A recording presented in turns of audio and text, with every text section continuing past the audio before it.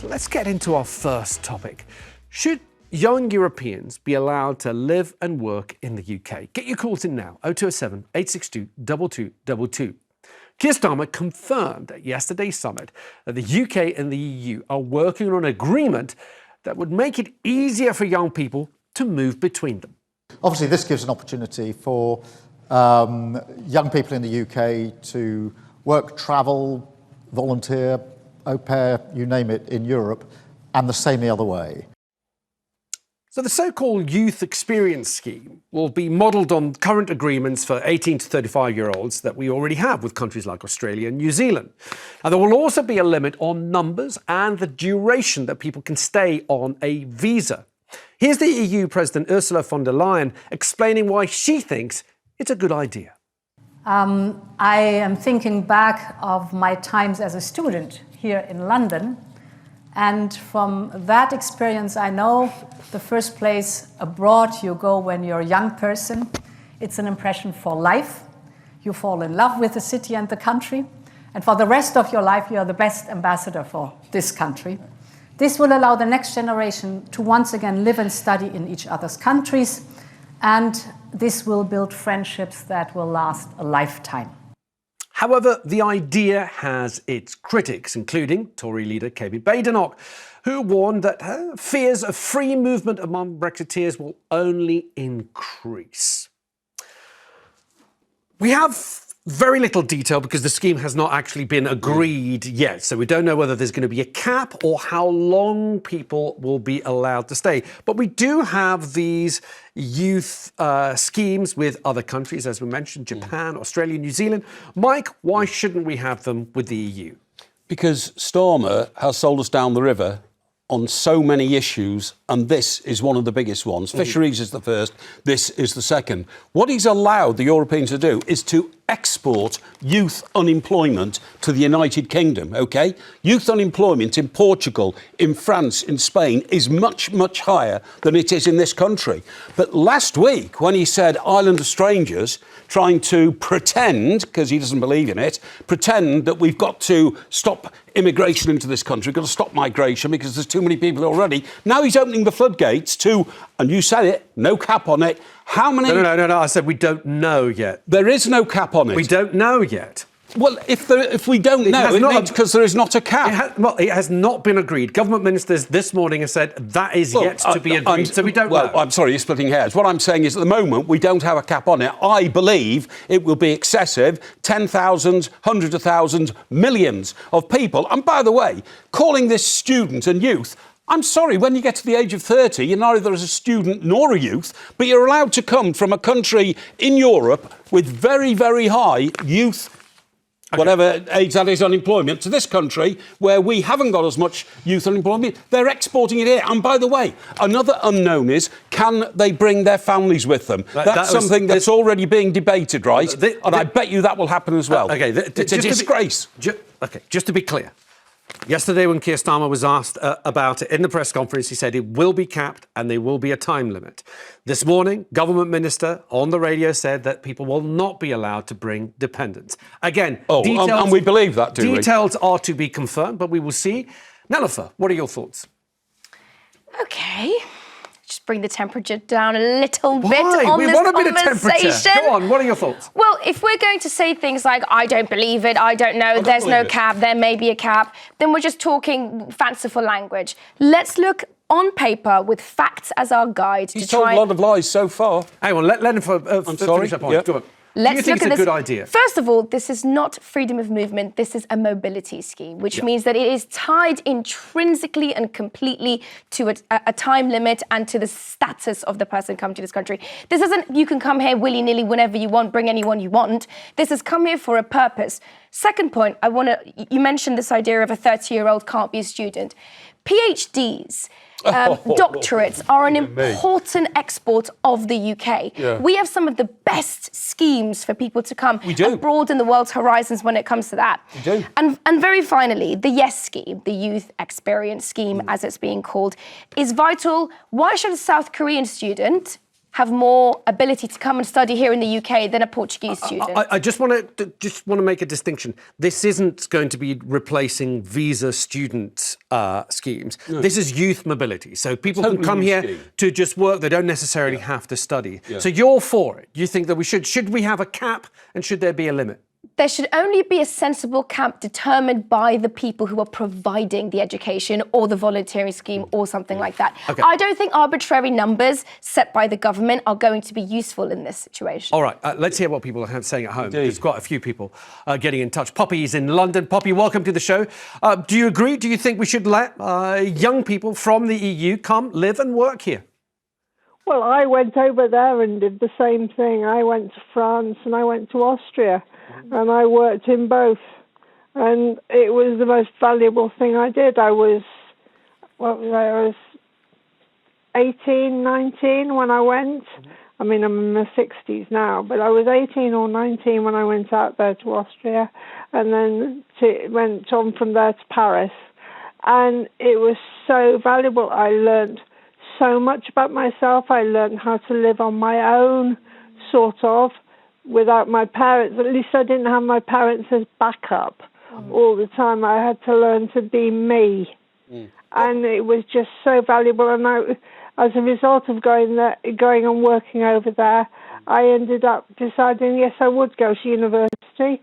So whilst I was in Paris, I started applying to universities over here and came back a year later and went to uni, which I wasn't going to do. OK, Poppy, thank you. I mean, we can all agree that it is a good experience. Let's hear from Gary, who's in Glasgow. Gary, welcome to the show. Do you think we should let younger people from the EU come and live and work here?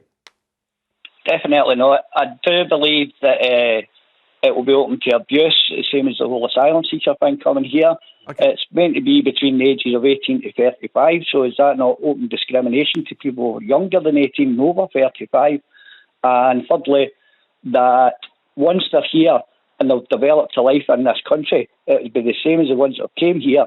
You won't be able to get them back, they'll just disappear. Totally agree. Totally agree. OK, let me ask you and Gary. I mean, this is meant to be a visa system. Yes. So we know who the people are. Yes. They've applied for a visa. They've been accepted. Yes. We know where they are, what they're doing, what they're working. Yeah. It will be time limited. When their visa is up, they will need to go back. What is the time limit? 4 years is being proposed at the moment. It's being proposed. There is no time limit. It's because they haven't made the deal, Mike. And Poppy, our first guest, was talking about her going over to the continent. Don't you realise 10 times more people come from the continent to the UK than go the other way, because they want to come here and learn how to speak English and take advantage of the best education system in the world. Currently, EU migration into the UK up to June 2024 has been staggeringly lower than any other type of migration. So we have fewer people coming from the EU to the UK. But this is a beneficial scheme. Hold on one moment. So they're saying about 4 years is what it will take. Another really important point. It's assumed that this is a zero-sum game. You come here, you take our stuff, you leave our stuff. There is a whole export of soft play, political soft power that is being demonstrated here. You heard Von der Lyen talking about how important this was, that she's the best unelected leader of Europe who nobody's ever voted for. And the other thing is, did you know that the fees they're going to charge European students are lower than they're going to charge Commonwealth students? Let's not conflate. The Commonwealth, of which we're a part, they can come here. You're conflating too many things. Let me just ask Gary one question. Gary, do you not think there's value, because of course this is going to be reciprocal, that there's going to be people from the UK who are going to be able to work, live and study in the EU? Is that not of value? I think that you have to have some sort of freedom of movement. People need to move around the world. I've certainly been around the world. I was in the Royal Navy Submarine Service for many, many years. I've worked in Africa.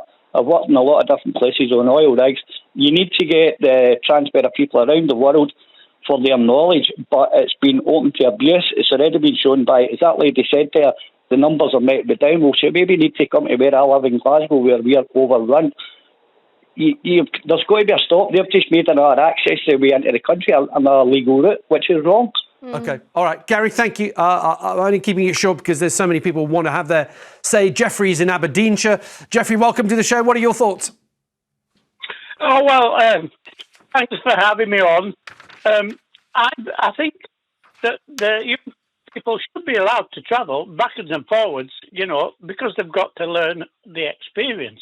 Yeah. And but what worries me about this business is, like the earlier guy said, we've been sold around down the river with the issues that we voted on to get out of the EU, and now somebody's taking us back into the EU without. No one's taking you back into the EU. Hang on. No one's talked about rejoining the EU, the customs union. Come off it. We're adopting EU policies. This is called salami slicing. Well, hang on. I'm trying to keep us to the facts of what's happening. We are talking about a small number of people. We already have about 34,000 young people coming to the UK under youth mobility schemes that we have with Australia, New Zealand, South Korea, Japan. And so we have these with other countries. Should we not have them with our closest neighbour? A capped limit amount of people? Yes, we should. Because we've got to get round and try. And I'm surprised, a Scotsman saying that we've been actually sold down the river with Starmer about the EU, and you're saying we're not going back into EU. We are, and we voted to leave. We are. Okay. Jeffrey, thank you. Nelufar, is there a contradiction in terms? Mike put his finger on it as well. Last Monday, we had Keir Starmer saying we need to bring legal migration numbers down. And then by the following week, he's saying, well, we're going to let in a number of people. We don't know what the cap is. We don't know what the cap is, but we're going to let people in on visas. That's counterintuitive. If you want to bring a number down and then say we're going to let people in, that's working against each other, isn't it? It is not as simple as pulling one lever and pushing another. This is a delicate balance, an ecosystem we're trying to create in this country. We are proud to be British. We are proud to export Britishness around the world and stand for what we believe in. And inviting people, students, to come here for 3 years, learn about our culture, experience what we can do, then go back home, that's not a bad idea. That's a brilliant idea. How many of them? The reason they won't put a cap on it is because they're frightened to, because their figures and what they've got in their head are astonishingly high. You've got to stop scaremongering. Honestly, I'm not scaremongering. You're giving nothing in terms of facts and figures. We don't. I'll repeat. If they won't give us the facts and figures, I can't give you. We don't know what the cap is so far. We don't know what the cap is, but we've been assured that there will be a cap. Simon is in Leeds. Welcome to the show, Simon. Do you think this is a good idea? No, I think it's absolutely ridiculous. Why? They're trying to get numbers down on one hand and cut terrorism, but then they're making it so easy for supposed terrorists to get into the country. Okay, are we forgetting, Simon, are we forgetting that this is reciprocal? We're not just letting people come in one way. There's going to be young people going the other way. So won't those numbers cancel each other out? No, because you look at immigration, there's more people in the country than are leaving. Totally agree. It's just going to get worse and worse. There's more people in the country than coming into the country. Can you explain that? Sorry. There's more people coming into the country that are allowed. They're not getting deported, net migration. So numbers are just going to go up. Net migration's higher. But why, if the government puts a cap, let's say they put a cap on the same, roughly what we have, 30,000 young people could come in on a limited amount of period with 30,000 young people from the UK being able to go the other way. What's the harm in that? Because people might not go home. I mean, but they're on the visa. That can apply to everybody who's here on a visa, right? So should we not be giving visas to anybody? No, they need to cut the visas down. Right, so you wouldn't, if it was up to you, you wouldn't let anybody come in. But that's just not a country. That's a prison.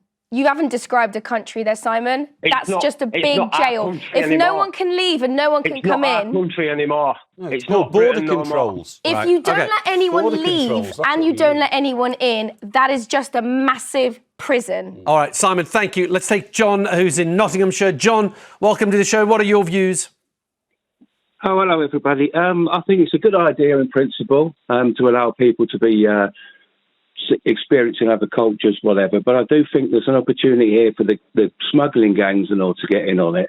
So my solution would be that if they sign up and agree to come for a period of time, they sign a document saying that if they overstay, they will be deported. But on top of that, if they want to extend their stay here, return to their own country, apply for a visa or whatever, this would take all the smuggling gangs and the John, I'm sorry, John, we're losing a little bit of what you're saying, but one important factor we haven't taken into consideration is it's as though this is happening for the first time, Alexis. It's as though we haven't been doing this with Australia, with Iceland, with South Korea. Is there an invasion of South Koreans in the UK that I've missed? Of course there isn't, because this is a proper scheme that's implemented well. And the Erasmus Plus scheme, which I know many of the people in this studio, in this building, benefit from, that was cut under Brexit in 2016. Having something that we exchange cultures is vital for any thriving country. I can't understand why an Australian young person should have it and a French or a German or a Polish one shouldn't. Because there's too many migrants in the country. But you're not saying anything about the Australians that are benefiting from this. You're not asking for this to be abolished, are you? Because they're very small numbers compared to what's going to happen from Europe. It's not. My dear, it's not. my It's dear. as little as 500 people from Australia, but you're talking about thousands, So then implement a similar hundreds scheme. of thousands. There's roughly I'm about sorry. 30,000 people who have come in from youth mobility schemes that we already have. Yes, from many countries around the world From a few, and over a number of years, OK? But not all in 1 year. This is going to accelerate very rapidly because they want to get it done. You have no basis for saying that. I do, because they're going to start it very quickly because they've only got 4 years to make sure it's embedded I can't argue into with that. this country. You know, I just can't. Well, I'm going to do you a favour because you won't argue that, because we're going to move on to our next subject.